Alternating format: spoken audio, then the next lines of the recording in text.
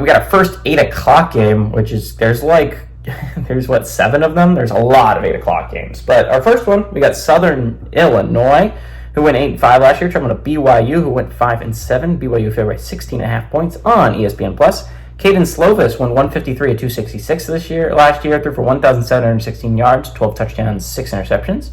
LJ Martin on the ground had 109 carries for 518 yards and 4 touchdowns. And Chase Roberts had 42 catches for 573 yards and 5 touchdowns. So I think what's really going to be interesting about BYU this year, maybe I'm the only one, but BYU, I think, is a much better team than that 5-7 record indicates. They could have had many of the games that they ended up losing. I think the one that a lot of people are going to point to, which is why they didn't end up being bowl eligible, was the Oklahoma State game at the end of the regular season. It was a game they probably should have had. It went, I think, to overtime or to double overtime. I don't remember. If you want to, you can watch that Every FBS Team's Most Heartbreaking Loss of 2023 video that I posted. That has that game in there. And it easily is BYU's most heartbreaking game, because, again, if you win that game, you go bowling, and since you lost it, you don't. And I think a lot of people view this BYU season a lot differently if they go bowling versus the fact that they didn't, right? So I think that really hurts BYU. But BYU was not a bad football team last year by any stretch of the imagination. They gave Oklahoma everything they could handle. They gave Oklahoma State everything they can handle.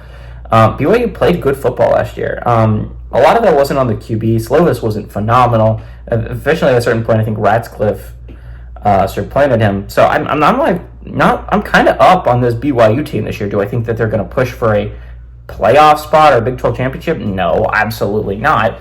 But I would not be surprised if you said this was a bowl team this year. I mean, they were pretty close last year, but 7-8 wins seems pretty reasonable for this team. BYU has a good squad built together. I'm really interested. I think BYU has a really good team.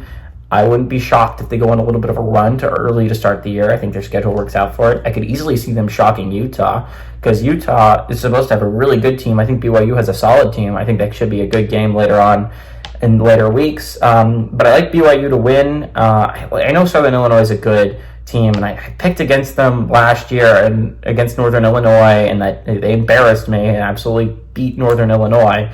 But I like BYU to win here. I like BYU to cover. This is a good BYU team, and I'm kind of high on them.